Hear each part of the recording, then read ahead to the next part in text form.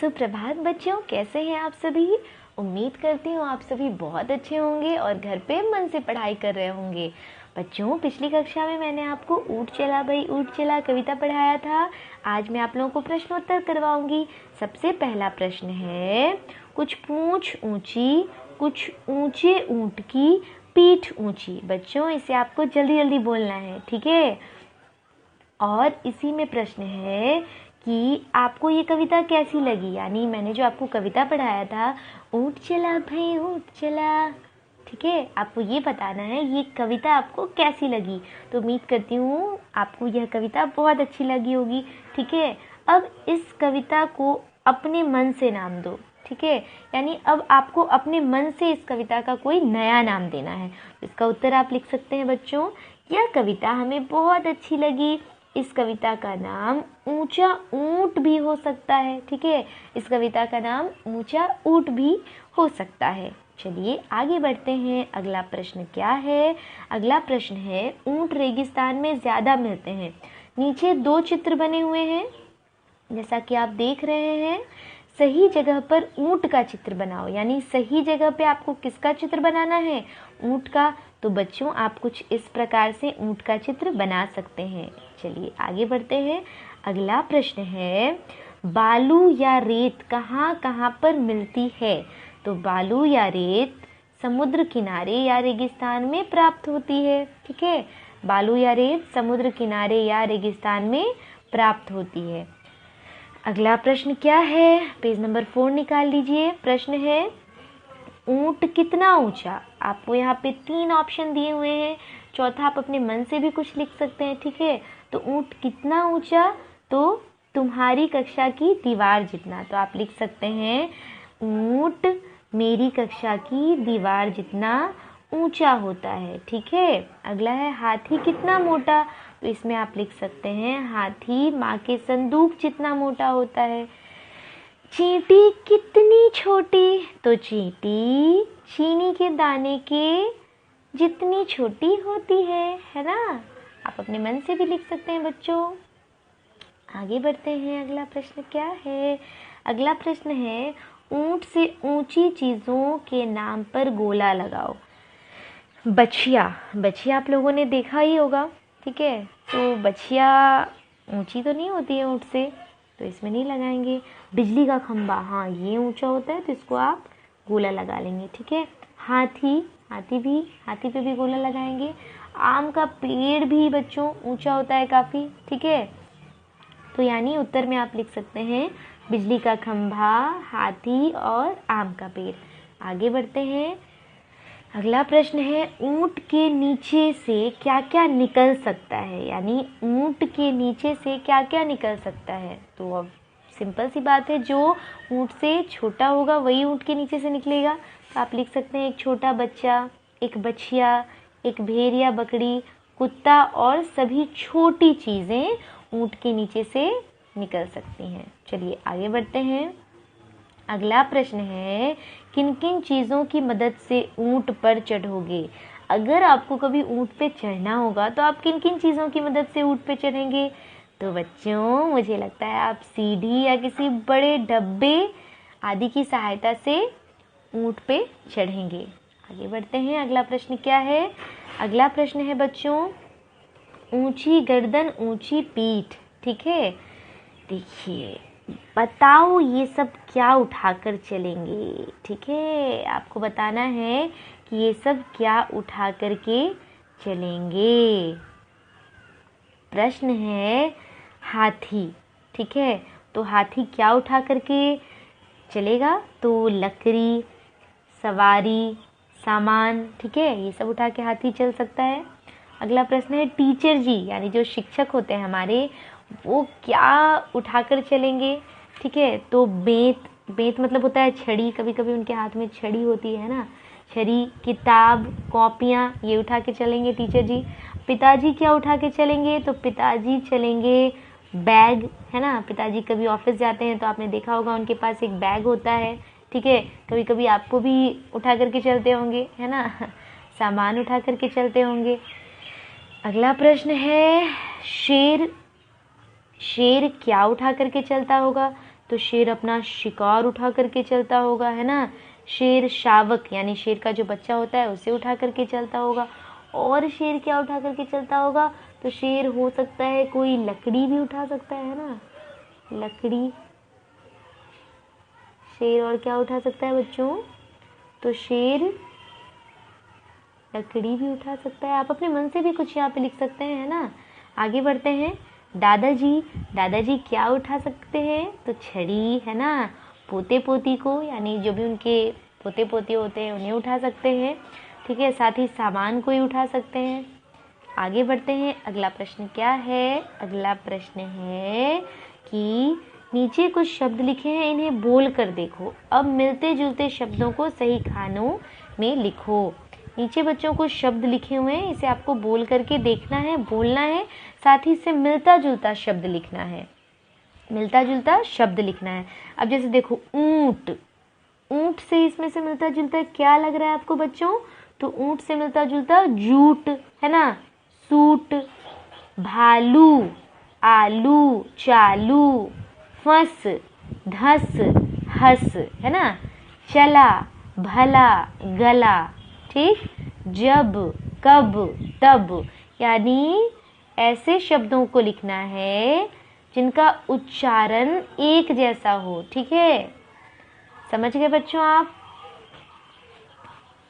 देखिए इसे आप अच्छे से लिखेंगे। ऊंट, जूट, सूट, भालू, आलू, चालू, फस, धस, हस, चला, भला, गला, जब, कब, तब, ठीक है। उम्मीद करती हूँ आप इसे बनाएंगे अच्छे से और बोलेंगे भी साथ में, ठीक है। आगे चलिए बढ़ते हैं। अगला प्रश्न है बच्चों, क्या है अगला प्रश्न, ऐसे ही शब्द और सोच कर लिखो, यानी जैसा अभी आपने लिखा, ठीक है, आपने जैसा अभी लिखा शब्द वैसा ही आपको और भी अपने मन से सोच करके लिखना है। तो आप लिख सकते हैं आग, साग, राग, साग, ठीक है, आग, साग, राग, दाम, राम, काम, आम, नग, जग, लग, ये लिख सकते हैं, है ना। चलिए आगे बढ़ते हैं। अगला प्रश्न क्या है, अगला प्रश्न है बच्चों, कविता में ब से शुरू होने वाले शब्द कौन कौन हैं, उनके नीचे रेखा खींचो, ठीक है। तो बच्चों ब से शुरू होने वाले शब्द कौन कौन से हैं, तो बालू, बोझ, है ना, बैठेगा, बता, आपने पढ़ा था ना, बता सकेगा कौन भला, है ना, ये कविता का ही शब्द है। तो आपको कविता में से शब्द लिखने हैं जो ब से शुरू होता हो, तो बालू, है ना, बालू, बोझ, बैठेगा, बता। आगे बढ़ते हैं। तुम्हारा नाम किस अक्षर से शुरू होता है, उस अक्षर से 4 शब्द और लिखो। अब बच्चों ये प्रश्न आपको खुद करना है। जैसे मैं उदाहरण देती हूँ कि मेरा नाम प्रियंका है, ठीक है, मेरा नाम प्रियंका है जैसे, तो उससे मिलता जुलता और भी शब्द मैं जैसे लिख सकती हूँ। जैसे मैं लिख सकती हूँ आपको प्रणब, ठीक है, प्रणीता और प्रयाग, ठीक है, प्रांति। तो अपने नाम से मिलता जुलता 4 शब्द लिखना है। अपने नाम का जो अक्षर है ना आपका, उससे मिलता जुलता 4 शब्द लिखना है। जैसे यहाँ पे लिखा हुआ है 100 से लिखा हुआ है, जैसे किसी का नाम मानो सुनीता है तो उसने लिखा है सरगम, सरोज, सरिता, सुमेर, है ना। तो आपका नाम अगर औ से है या अगर आपका नाम आदित्य है तो आप लिख सकते हैं अमन, आशुतोष, अंकित, है ना, आशु, कई नाम लिख सकते हैं। अगर आपका नाम सचिन है तो आप 100 से कई नाम लिख सकते हैं, जैसे सरिता, संभवी, शांति, ठीक है, और भी कई नाम लिख सकते हैं। तो अपने नाम के अक्षर से, यानी जिस नाम से, जिस अक्षर से आपका नाम शुरू होता है उस अक्षर से आपको 4 और नाम लिखने हैं, ठीक है। आगे बढ़ते हैं। चलिए अगला प्रश्न है बच्चों, बालू है तो होने दो, बोझ ऊंट को ढोने दो, है ना। क्वेश्चन है बालू है तो होने दो, बोझ ऊंट को ढोने दो। आपको बताना क्या है, बहुत से जानवरों को बोझा ढोने के लिए इस्तेमाल किया जाता है। आपको क्या ये सही लगता है कि जानवरों को सिर्फ बोझा ढोने के लिए उनका प्रयोग करना चाहिए, और कई बार तो उन्हें बहुत ज़्यादा उनसे काम लिया जाता है। तो क्या बच्चों आपको ये सही लगता है? तो देखिए बच्चों, जानवरों से बोझा ढोने का काम करवाना हमें ठीक नहीं लगता है ना। जानवरों से बोझा ढोने का काम करवाना हमें ठीक नहीं लगता है। मनुष्य कभी यह नहीं सोचता कि उसके कारण जानवरों को कितनी परेशानी उठानी पड़ती है, क्योंकि जानवर बोल नहीं पाते हैं, वो अपनी बात बता नहीं पाते हैं, तो हमें पता नहीं चलता है, लेकिन उन्हें बहुत परेशानी होती है बच्चों, है ना। तो जानवरों से बोझा ढोने का काम करवाना ठीक नहीं है। मनुष्य कभी यह नहीं सोचता है कि उसके कारण जानवरों को कितनी परेशानी उठानी पड़ती है। हमें चाहिए कि जानवरों से, ठीक है, हमें चाहिए कि जानवरों से इस प्रकार के काम न करवाएं, है ना। हमें क्या चाहिए कि इस प्रकार के काम जानवरों से ना करवाएं। उन्हें भी हमारी तरह जीने का अधिकार है, यानी हम जिस प्रकार से स्वतंत्र होकर के आज़ादी से जीते हैं, उसी प्रकार बच्चों जानवरों को भी जीने का पूर्ण अधिकार है। इसीलिए बोझा ढोने का जो काम है वो जानवरों से नहीं करवाना चाहिए। तुम्हारे आसपास कौन कौन बोझा उठाते हैं? अच्छा, क्या आप लोगों ने देखा है कभी किसी को बोझा उठाते हुए? ठीक है, आप बताइए, क्या आप लोगों ने देखा है किसी को बोझा उठाते हुए या किसी ऐसे जानवर को देखा है? तो बच्चों आपने देखा होगा कभी कभी बैल को, ठीक है, गधा को, घोड़ा, ठीक है, और भी कई सारे जानवर हैं जिनसे लोग बोझा उठवाते हैं। तो आपने जिसे देखा है आप उसे लिख सकते हैं, ठीक है। गाय को, बैल को, गधा को इत्यादि हमारे यहाँ बोझ उठाते हैं। अगला प्रश्न क्या है बच्चों? अगला प्रश्न है कि, हाँ देखिए क्या है प्रश्न, अक्की बक्की करे तरक्की। अक्की बक्की करे तरक्की, यहाँ पे एक कविता की तरह से दिया हुआ है, अक्की बक्की करे तरक्की। इसे आपको आगे बढ़ाना है, यानी आगे की लाइंस लिखनी है। तो बच्चों आप इसे अपने मन से भी कर सकते हैं, है ना। मैंने भी लिखा है यहाँ पे, अक्की बक्की करे तरक्की, इक्की दुक्की बने पढ़क्की, है ना। अक्की बक्की करे तरक्की, इक्की दुक्की बने पढ़क्की।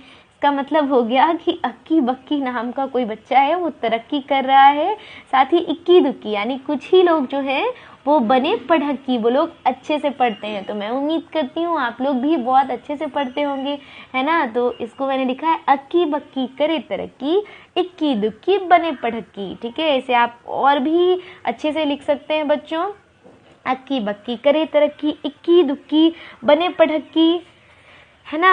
आगे बढ़ते हैं, पेज नंबर 7 पे आते हैं। पेज नंबर 7 में बच्चों प्रश्न है कि इस कविता में कुल कितनी बार ऊंट शब्द आया है। आपको पूरी कविता पढ़ करके देख करके ये बताना है ऊंट शब्द कितनी बार आया है। लेकिन यहाँ पे एक कंडीशन है, बिना देखे बताओ, ठीक है बच्चों। तो ऊंट इस कविता में 13 बार आया है ये शब्द, ठीक है, 13 बार ऊंट शब्द आया है। अगला जो बच्चों क्वेश्चन है, नीचे चित्र में कितने ऊंट छिपे हैं। अच्छा, ये प्रश्न आप खुद से कर लीजिएगा किताब में, ये करने की कोई आवश्यकता नहीं है, ठीक है। आपको ये प्रश्न जरूर बताना है कि इस कविता में कुल कितनी बार ऊंट शब्द आया है। तो बच्चों इस कविता में ऊंट शब्द 13 बार आया है। तो इस प्रकार से हमारा पाठ यहीं पे खत्म हुआ। अगली कक्षा में मैं पार्ट 2 लेकर के आऊँगी। तब तक उम्मीद करती हूँ आप पूरे क्वेश्चन आंसर को अच्छे से लिखेंगे, हैंडराइटिंग अच्छा करेंगे, ठीक है। जिस बच्चे की हैंडराइटिंग बहुत अच्छी होगी उसे मिलेगा स्माइली पॉइंट और A+, ठीक है। साथ ही वेरी गुड भी मिलेगा बच्चों। तो बहुत सारी चीज़ें आपको मिलेगी। शर्त बस एक है, आपको मन से पढ़ना है और अच्छा करना है। तब तक के लिए बच्चों पढ़ते रहिए, बढ़ते रहिए। अगली कक्षा में मैं फिर आऊँगी आपके लिए पार्ट 2 लेकर के। धन्यवाद।